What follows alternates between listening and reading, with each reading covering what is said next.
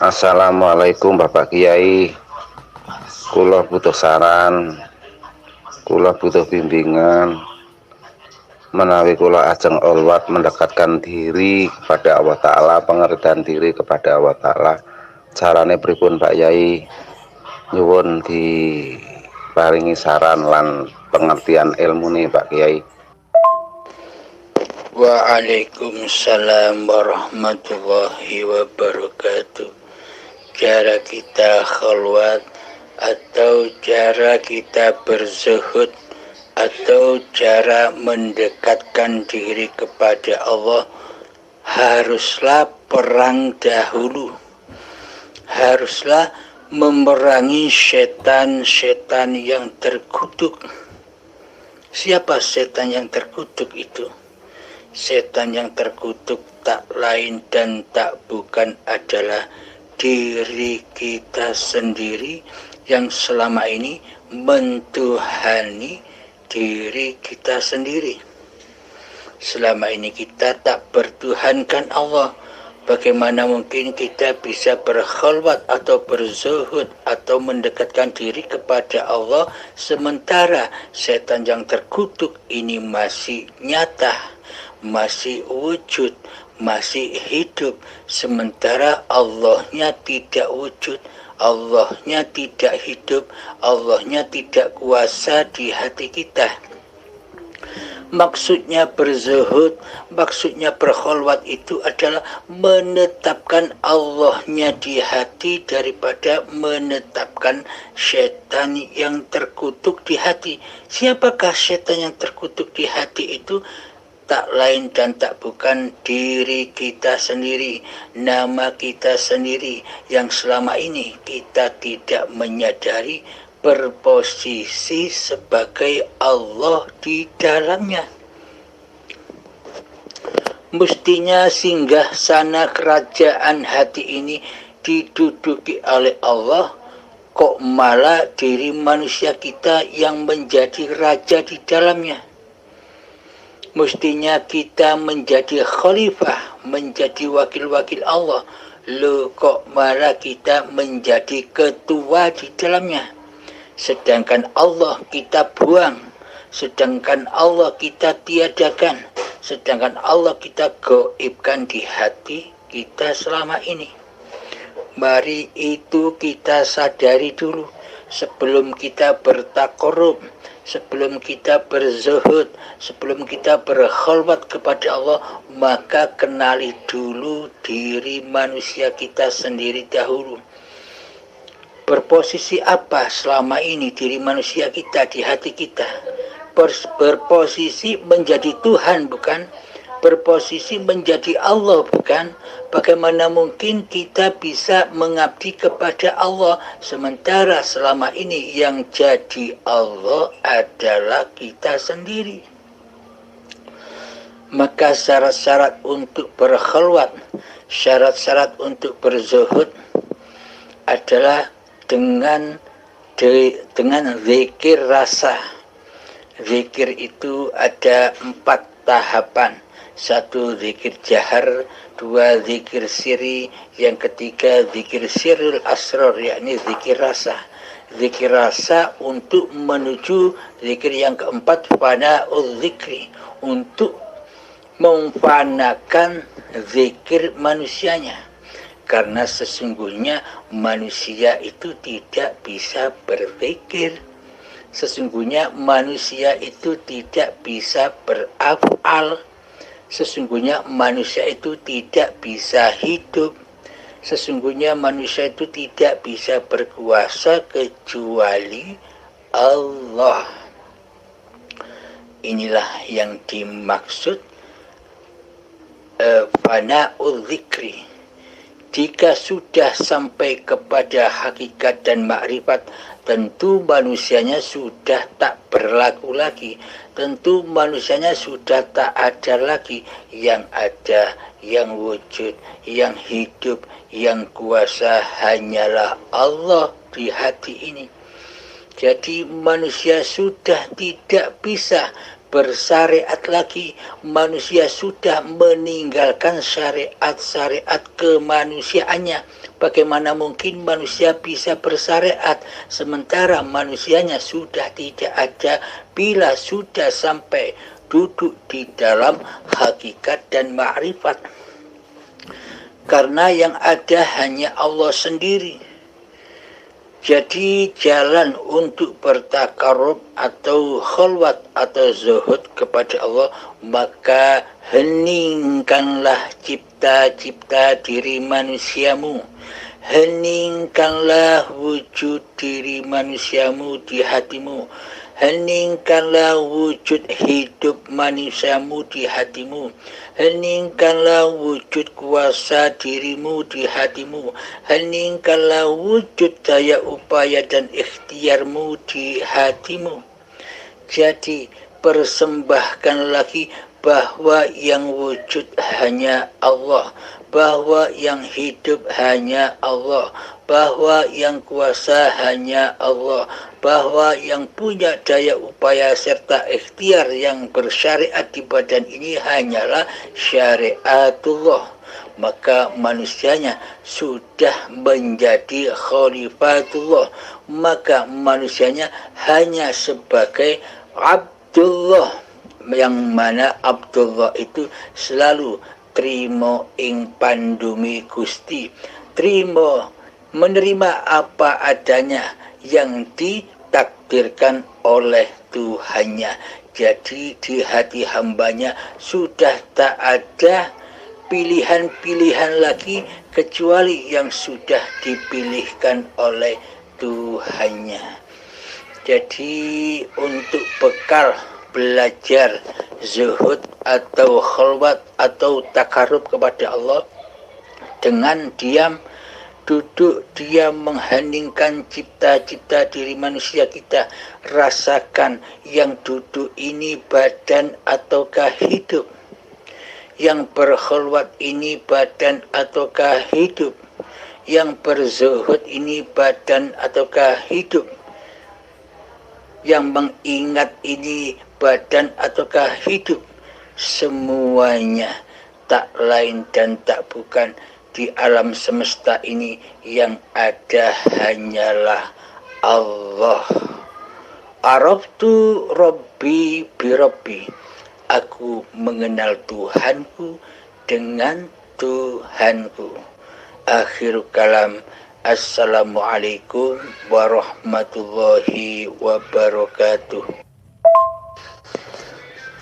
Alhamdulillahirabbil alamin.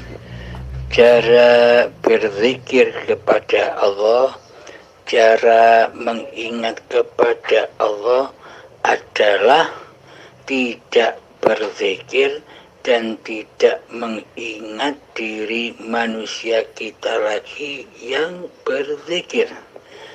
Kita tidak mengingat diri manusia kita lagi yang mengingat. Jadi pada intinya yang bisa berzikir adalah Allah sendiri. Yang bisa mengingat Allah adalah Allah sendiri. Coba dihayati, coba di tafakuri di dalam hati kita masing-masing. Seumpama tidak ada hidup di badan ini, apakah ada zikir? Apakah ada ingat? Berarti yang mengingat hidup adalah hidup itu sendiri. Yang mengingat Allah adalah Allah sendiri. Jadi tak satu pun manusia bisa mengingat Allah. Tak satu pun manusia bisa berzikir kepada Allah kecuali zatnya sendiri. Siapakah? Hidup itulah yang berzikir kepada zatnya sendiri. Maka dari itu pagelaran di dunia ini yang ada hanya panggung sandiwaranya Allah sendiri, yang mengadakan, yang menciptakan sesebutan-sesebutan ada taat, ada maksiat, ada baik, ada buruk, ada lelaki, ada perempuan, ada kebaikan dan ada keburukan, ada min, ada plus, ada panas, ada dingin, ada anugerah, ada bencana dan sebagainya. Semuanya berpasang-pasangan. Itulah kesempurnaan Allah.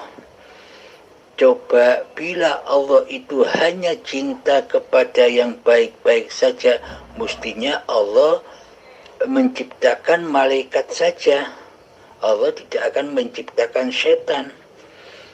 Karena keduanya dicipta hanya membuktikan bahwa Allah itu maha sempurna. Contoh, arus listrik. Bila Allah cinta kepada yang baik-baik saja, pasti Allah hanya menciptakan arus listrik yang plus saja. Allah tak akan menciptakan yang minus. Karena minus itu jelek, kata manusia. Tapi di sisi Allah sama. Plus minus itu sama. Baik dan buruk itu sama. Taat dan maksiat itu sama. Panas dan dingin itu sama. Pahala dan dosa itu sama. Tak ada bedanya di sisi Allah. Karena Allah lah penciptanya. Contoh tadi, ketika Allah hanya menciptakan plus saja, maka tak akan ada lampu yang menyinari di dunia ini. Tak akan ada HP, tak akan ada mobil, tak akan ada mesin es, tak akan ada mesin cuci, tak akan ada seluruh peralatan elektronika. Karena yang ada hanya arus listrik yang plus saja. Nah, dengan adanya plus dan minus, maka sempurnalah kejadian arus listrik itu. Sehingga terciptalah HP, terciptalah televisi, terciptalah lampu-lampu yang terang benderang, terciptalah seluruh apa-apa peralatan yang mengandung listrik. Selama ini kita hanya bisa memandang dohir-dohirnya peralatan-peralatan elektronika saja. Kita hanya bisa menyaksikan atau memandang kulkasnya, AC-nya, TV-nya, HP-nya, radionya, mobilnya, motornya, pesawatnya, dan sebagainya. Kita hanya bisa menyaksikan casing-casingnya saja. Di dalam hati kita takkan bisa menyentuh siapa di balik casing-casing peralatan elektronika itu. Karena kita hanya suka memandang yang dohir. Kalau kita tahu siapa di balik seluruh peralatan elektronika yang ada di bumi ini, semua didalangi, semua dihidupi oleh arus listrik yang tak terlihat itu, hanya bisa dirasakan saja. Takkan bisa terlihat arus listrik itu. Nah, terjadinya min dan plus itulah kesempurnaan arus listrik itu sendiri, sehingga terciptalah seluruh peralatan-peralatan elektronika yang ada di dunia ini. Maka pandanglah rahasiamu, jangan kau pandang dirimu. Jadi yang dimaksud muqarrabah, yang dimaksud ingat, yang dimaksud zikir itu mengingati sumber dari segala sumber power yang ada di badan ini. Jadi bukan badan ini yang bisa bergerak ke sana dan kemari, tapi hiduplah yang bergerak, hiduplah yang berjalan, hiduplah yang melempar, hiduplah yang memanah, hiduplah yang berapa-apa saja. Jadi pada intinya di sisi Allah sudah leburlah taat dan maksiat, baik dan buruk. Semua itu hanya hukum alam, hukum manusia. Jika di dalam hati masih wujud diri manusianya, maka manusianya akan masuk di dalam hukum alam itu sendiri. Ada ketaatan, ada kemaksiatan, ada baik, buruk, dan sebagainya. Akan tetapi, bila sudah tak ada hidup di badan ini, apakah ada semua sesebutan itu? Ketika kita tertidur, apakah Anda bisa mengingat sesebutan-sesebutan itu? Kan tidak ingat. Nah, maka dari itu, di sisi Allah itu sama, tak ada bedanya. Kebaikan dan keburukan itu sama di sisi Allah. Itulah kesempurnaan Allah. Bagi Allah, bukan bagi manusia. Di sisi manusia, kebaikan dan keburukan, ketaatan dan kemaksiatan ya beda, tidak sama di sisi manusia. Karena manusia bukan pencipta keduanya. Alhamdulillahirrabbilalamin. Semoga bisa dipahami. Alhamdulillahirrabbilalamin. Assalamualaikum warahmatullahi wabarakatuh. Assalamualaikum Pak Kiai. Berarti kula nggene olwat niku mboten usah ngangge siam lan nyepi kiambakan napa Pak Yai?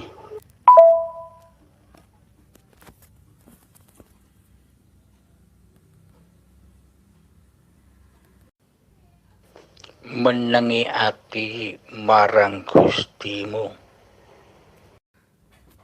Assalamualaikum Bang Halim. Selamat pagi.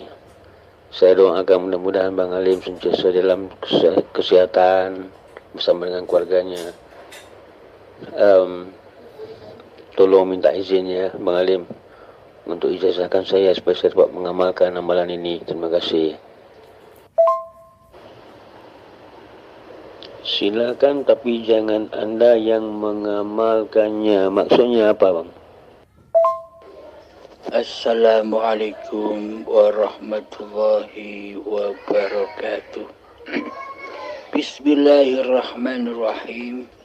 Ashhadu an la ilaha illallah wa ashhadu anna Muhammadur Rasulullah. Allahumma salli ala sayyidina Muhammad wa ala ali sayyidina Muhammad. Rabbi israh li sadri wa yassir li amri wahlul 'uqdatam min lisani yafqahu qawli. Amin. Bismillahirrahmanirrahim. Beramal apa saja, jangan sampai di hati merasa diri manusia kitalah yang merasa berkuasa untuk beramal. Agar semua amal-amal yang dilakukannya tidak jatuh ke dalam linapsi, yaitu amal pengakuan diri manusianya lah yang mentuhani di dalamnya, yang menguasai di dalamnya. Buatlah sebuah amal itu menjadi lillahi ta'ala. Jadi beramal apapun, hati sudah tidak berharap apapun, kecuali mengingat, menyaksikan Allah lah yang mengadakan amal-amal badaniah itu. Inilah tanda-tanda orang yang mengabdi kepada Allah, tidak mengabdi kepada hawa nafsunya sendiri. Selama ini kita beramal, pasti ada tujuannya di balik amal-amal itu. Mengamalkan solawat, mengamalkan apa saja, pasti ada tujuan-tujuan hawa nafsu di dalamnya. Tujuan suksesnya pekerjaan, tujuan suksesnya cita-cita, tujuan pahala, tujuan surga, seluruhnya bukan tujuan kepada mengingat Allah. Karena di dalamnya yang berlaku, yang beramal masih diri manusianya. Karena selama ini yang jadi Tuhan, karena selama ini yang jadi Allah di hati kita adalah hawa nafsu kita sendiri. Kita tidak menyadarinya karena selama ini kita tak bertuhan. Selama ini seolah-olah saja kita bertuhankan Allah, tapi aplikasi hati kita tidak bertuhankan kepada Allah, melainkan mentuhankan kepada diri kita sendiri sebagai pelaku amal-amal yang kita kerjakan. Inilah tanda-tanda bahwa selama ini kita belum bertuhan. Bertuhannya, beragamanya hanya sebatas kulit saja, hanya sebatas dohir saja, hanya sebatas syariat saja. Maka dari itu bertuhanlah kepada Allah yang menciptakan dirimu dan yang menciptakan seluruh gerak amal perbuatanmu. Sesungguhnya seluruh amal manusia yang ada di dunia ini sesungguhnya adalah lillahi ta'ala. Allah lah yang memperjalankan seluruh manusia. Akan tetapi mayoritas manusia tidak mau bila Allah yang berbuat. Manusia tidak rela bila Allah yang menguasai dirinya. Manusia tidak ridho bila Allah lah yang beraf'al di dalam diri manusianya. Karena manusianya belum bertuhankan Allah.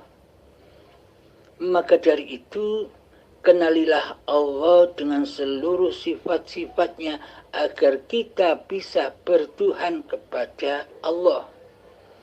Sebelum mengenal Allah, maka kenalilah diri kita sendiri. Siapa diri kita sendiri? Apakah diri kita ini Tuhan ataukah yang diciptakan Tuhan? Apakah diri ini Allah ataukah yang diciptakan oleh Allah?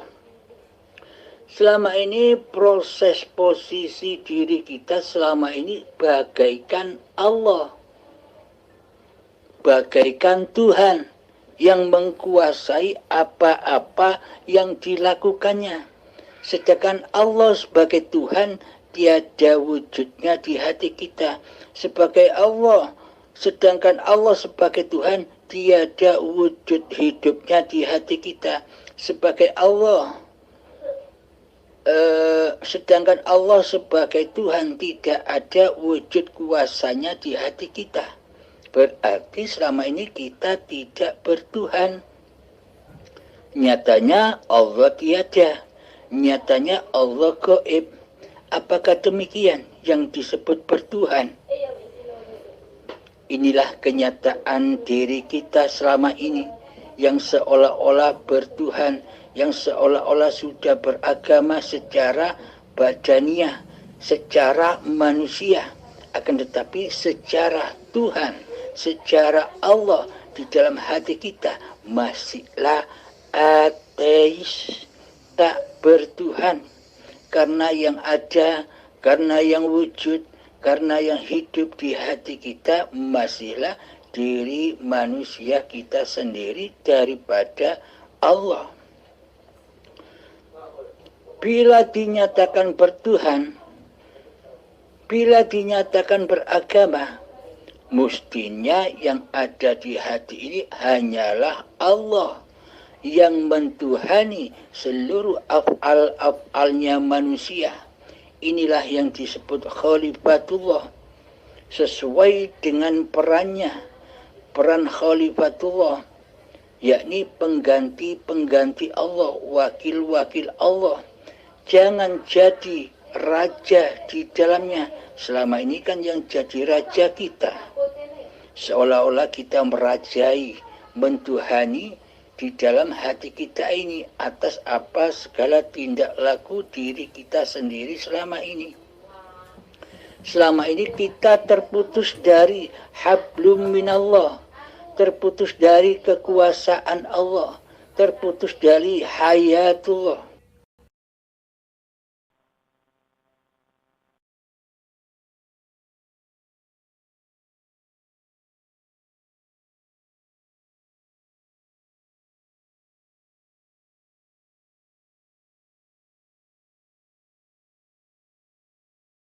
Allah, terputus dari kekuasaan Allah, terputus dari hayatullah. Maka sadarilah buat kita semua, marilah bersama-sama kembali kepada hablum minallah. Jadi contoh pagelaran wayang itu kan wayangnya tidak bisa berjalan sendiri. Wayangnya tidak bisa melangkah sendiri, wayangnya tidak bisa berbicara sendiri, wayangnya tidak bisa berbuat sendiri tanpa adanya hablun dalang, talinya dalang, hidupnya dalang. Maka dari itu sadari, nyatakan di dalam hati kita bahwa posisi diri manusia ini adalah tiada, mati dan fana. Adanya diri ini, adanya perilaku ini, adanya perbuatan ini, adanya gerakan ini karena adanya hidup. Hidup itulah yang dimaksud sang dalang. Hidup inilah yang mendalangi seluruh alam semesta ini. Maka amaliyah yang paling agung di sisi Allah adalah zikir.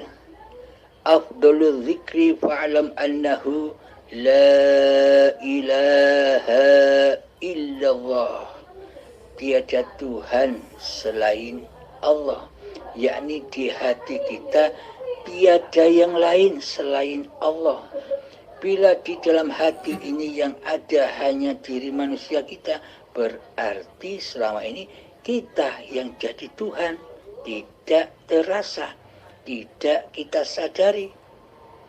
Maka dari itu Tuhankanlah Allah daripada mentuhankan diri kita sendiri di hati kita. Maka kenalilah sifat-sifatnya Allah dan kenalilah sifat-sifat diri manusia kita. Yang mana sifat wajib bagi diri manusia kita? Sifat wajib bagi diri manusia kita adalah kebalikan dari sifat-sifatnya Allah. Bila Allah yang wujud, maka kita adam, tiada.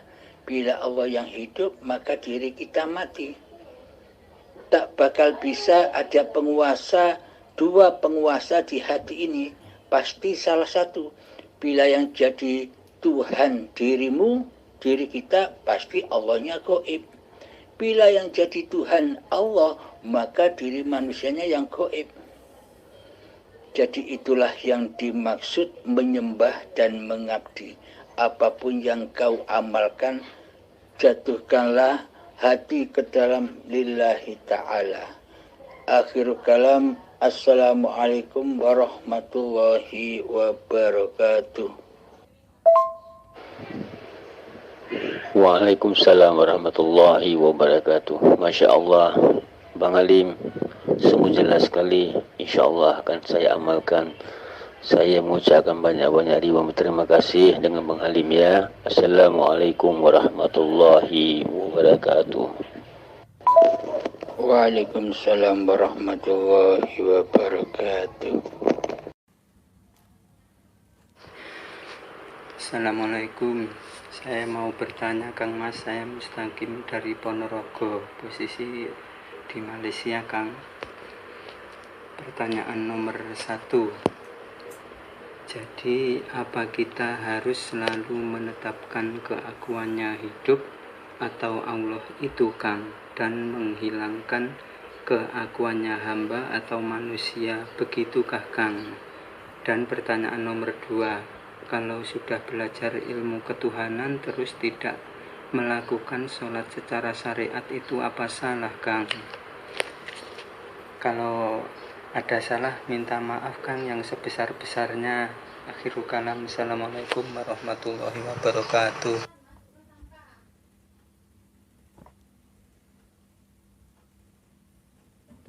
Waalaikumsalam warahmatullahi wabarakatuh. Betul, pada intinya di dalam hidup ini kita selalu menetapkan hidup ini Allah sebagai Tuhannya seluruh manusia. Selama ini kan kita hanya memandang badan, seolah-olah badan ini bisa berjalan sendiri, seolah-olah badan ini bisa memasak sendiri, seolah-olah badan ini bisa sholat sendiri, seolah-olah badan ini bisa bekerja sendiri, seolah-olah badan ini bisa naik motor sendiri, naik mobil sendiri, dan sebagainya. Selama ini pandangan kita hanya kepada casing, hanya kepada badan. Kita luput memandang siapa penguasa casing ini. Kita luput memandang siapa penggerak yang ada pada badan ini. Tentunya penciptanya lah yang menggerakkan, yakni hidup, yakni Allah itu sendiri. Akan tetapi bila hidup ini kita akui sebagai hidup diri manusia kita, maka kita tak akan mampu menyaksikan Allah. Yang kita saksikan hanyalah diri manusia kita sendiri yang merasa hidup. Sedangkan Allah kita tiadakan di hati kita, kita goibkan di hati kita selama ini. Itu berarti selama ini kitalah yang mentuhani hidup dan badan ini. Bisa dipahami? Maka kembalikanlah, maka persembahkanlah, maka abdikanlah dengan rela dan ridho di dalam hati bahwa hidup ini bukan hidup manusiaku, bahwa hidup inilah Allah. Semoga bisa dipahami. Dan pertanyaan yang kedua, bila sudah belajar ilmu ketuhanan lajeng boten nglampahi sholat, tidak melaksanakan sholat secara syariat, bila masih ada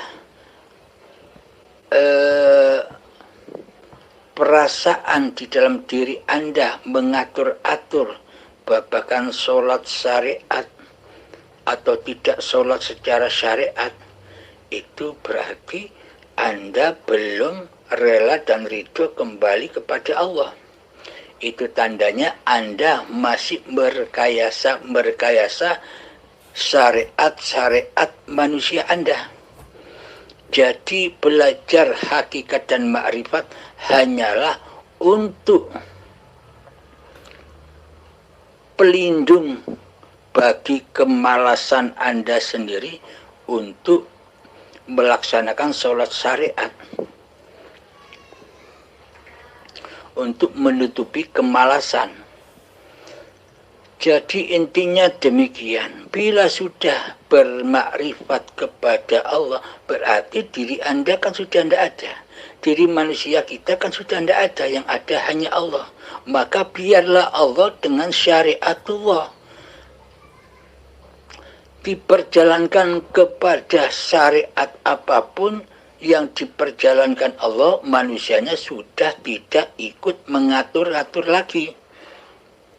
Karena manusianya sudah berimamkan kepada Allah, sudah kembali menjadi khalifatullah, yakni hati selalu tunduk patuh kepada apa yang diperjalankan oleh Allah, apa yang ditetapkan oleh Allah.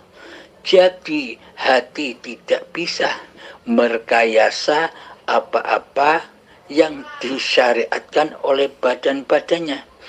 Pada intinya ketika manusia itu sudah bermakrifat kepada Allah, berarti manusianya sudah meninggalkan syariat-syariat diri manusianya. Maksudnya manusia sudah tidak merasa bersyariat lagi.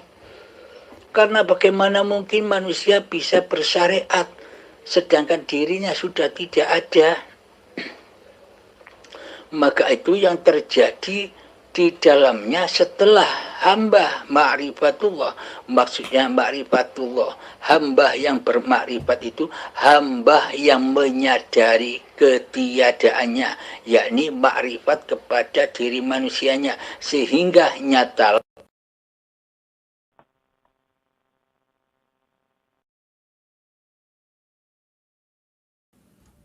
The Bluetooth device is ready to pair.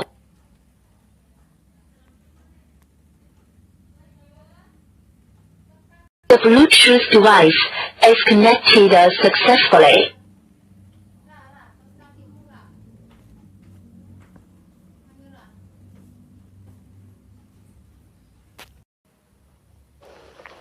Maka itu yang terjadi di dalamnya setelah hamba ma'rifatullah. Maksudnya ma'rifatullah, hamba yang bermakrifat itu hamba yang menyadari ketiadaannya, yakni makrifat kepada diri manusianya, sehingga nyatalah ma'rifatullah. Jadi yang dimaksud manusia yang bermakrifat itu adalah manusia yang sempurna, manusia yang sudah kembali kepada kesuciannya, yakni ketiadaannya, yakni kematiannya, yakni ketidakadaannya. Itulah yang dimaksud manusia yang makrifat. Setelah manusia bermakrifat, man arafa nafsahu faqad arafa rabbahu, maka nyatalah ma'rifatullah. Yang makrifat adalah ya Allah sendiri, yang wujud Allah sendiri, yang hidup Allah sendiri, yang kuasa Allah sendiri, dan yang bersyariat atas seluruh manusia hanyalah Allah sendiri. Jadi manusianya sudah tidak ikut-ikut bersyariat. Contoh, ketika manusia diperjalankan Allah melaksanakan sholat secara syariat, manusianya pun sudah tidak ngaku-ngaku bahwa sholat ini milik manusianya. Di dalam hatinya sudah tak ada pengakuan bahwa yang sholat ini manusianya, karena manusianya sudah tidak ada. Bagaimana mungkin manusianya bisa sholat sementara manusianya tidak ada? Demikian pula ketika Allah memperjalankan orang-orang yang tidak sholat secara syariat, di dalam hatinya pun juga tidak mengaku-akui bahwa diri badannya lah yang tidak sholat secara syariat. Sudah tiada pengakuannya di dalam hatinya. Yang melaksanakan seluruh gerak laku badannya sudah bukan manusianya lagi, yakni Allah sang penguasa manusia. Jadi ketika manusia sudah tidak mampu, tidak berkuasa atas syariat-syariat manusianya, maka disitulah kebenaran Allah. Maka disitulah af'alullah. Apapun yang terjadi di dalam manusia yang sudah demikian, sudah tidak ada yang salah lagi. Hatinya sudah selamat menuju kepada Allah lah penguasa diri manusianya. Meskipun ia sholat secara syariat, hatinya selamat. Tidak mengaku-ngakui bahwa yang sholat itu dirinya. Meskipun tidak sholat secara syariatnya, tidak diperjalankan Allah mengerjakan syariat sholatnya. manusianya pun juga selamat, karena di dalamnya tidak mengaku-ngaku bahwa dirinya lah yang tidak sholat secara syariat. Jadi pada intinya di dunia ini yang ada hanya syariatullah, syariatnya Allah sendiri. Adanya benar dan salah, adanya taat dan maksiat, adanya baik dan buruk. Semua itu karena masih ada dan masih wujud diri manusianya di hatinya. Karena manusianya masih merasa menjadi penguasa dan mentuhani badan-badannya serta mentuhani syariat-syariat manusianya sendiri. Maknanya hatinya masih linafsi. Segala amaliyah, segala sholat, bila di hati ini masih linafsi, yang berasa berbuat diri manusianya, yang berasa bersyariat diri manusianya, semuanya salah di sisi Allah. Apa buktinya salah? Karena manusia mensekutukan Allah dengan diri manusianya. Itu yang salah. Karena manusianya merasa bisa mendalangi dirinya sendiri. Manusia merasa mentuhani dirinya sendiri. Itu yang salah. Jadi bukan orang yang sholat dan yang tidak sholat yang salah. Akan tetapi kondisi hatinya yang salah. Meskipun orang itu ketika masih wujud diri kemanusiaannya di hatinya, meskipun sholat secara syariat ataupun tidak sholat secara syariat, tetap salah. Karena yang jadi Tuhan adalah diri manusianya sendiri.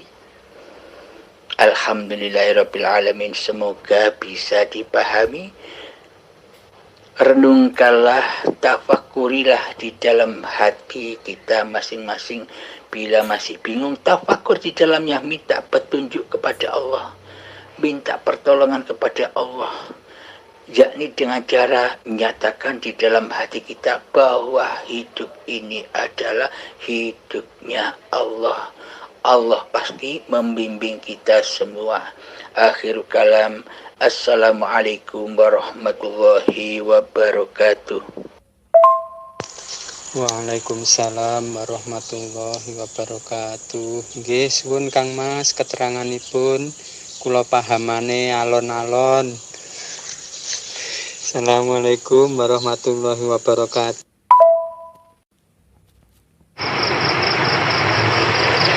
Assalamualaikum Pak Hamid. Perkenalkan, nama saya Herianto dari Dumai, Riau. Saya ingin bertanya, selama ini saya sudah 20 tahun lebih tidak pernah mengerjakan namanya sholat wajib. Padahal saya tahu hakikatnya bahwasanya hidup ini semuanya adalah hidup Allah. Tapi mengapa saya tidak bisa dan tidak pernah mau untuk melaksanakan sholat yang diwajibkan umumnya pada umat manusia? Apa sebenarnya yang terjadi pada saya? Mohon petunjuknya. Terima kasih.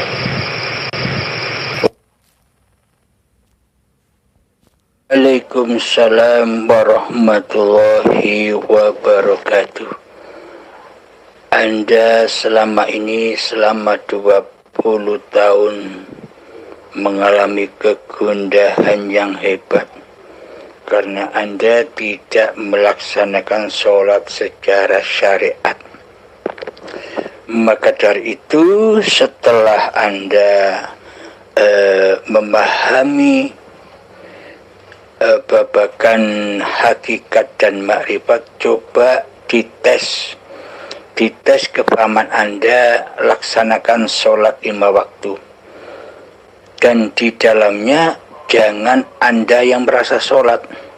Ketika Allahu Akbar, nyatakan di situ hanya Allah lah yang bisa memahabesarkan dirinya sendiri. Hanya Allah lah yang bisa mengangkat tangan kita. Hanya Allah lah yang bisa memberdirikan badan-badan kita ketika sholat. Hanya Allah lah yang bisa mengucap berkalam-kalam di dalam doa-doanya sholat. Hanya Allah lah yang bisa merukuk sujudkan badan-badan ini di dalam sholat. Jangan sampai diakui di dalamnya bahwa sholat ini sholat manusianya. Karena bila diakui bahwa sholat ini, syariat ini, kuasa diri manusianya, maka batallah di sisi Allah. Maka tidak akan diterima di sisi Allah. Apa syarat amal yang diterima oleh Allah itu? Syarat amal yang diterima oleh Allah adalah kita tidak merasa beramal, yang melakukan amal, yang mensyariatkan badan-badan ini, yang menghidupkan badan ini, yang menggerakkan badan ini, yang mengafalkan badan ini, semuanya hanya hidup, hanya Allah, hayatullah. Inilah syarat diterimanya amal hingga menjadi amal yang soleh. Maknanya apa amal soleh itu? Bukan amal manusianya. Yang terjadi di dalam hati manusianya adalah lillahi ta'ala. Jadi solatku, ibadahku, hidup dan matiku hanyalah milik Allah, bukan milikku hamba. Inilah yang dimaksud lillahi ta'ala, dan inilah yang dimaksud solat yang mi'raj.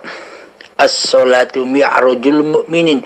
Inilah yang solat, inilah yang dimaksud akimis sholah lirikri. Inilah yang dimaksud mendirikan solat, bukan mengerjakan solat. Yakni mendirikan solat, akimis sholah lirikri, dirikan solat demi mengingatku, kata Allah. Jadi tujuan-tujuan solat yang kita lakukan itu hanyalah untuk mengingat Allah, mengingat bahwa hidup ini Allah. Coba Kang Mas dilaksanakan solatnya dan bertafakurlah di dalamnya. Insya Allah hati Anda akan tenang kembali dan hati Anda akan selalu dibimbing oleh Allah. Dan semoga saya dan kita semua selalu mendapatkan keridhaan Allah, selalu mendapatkan bimbingan-bimbingan Allah. Dengan cara apa? Dengan cara hati selalu menyatakan bahwa hidup ini Allah, disitulah tempat Allah membimbing hamba-hambanya. Assalamualaikum warahmatullahi wabarakatuh.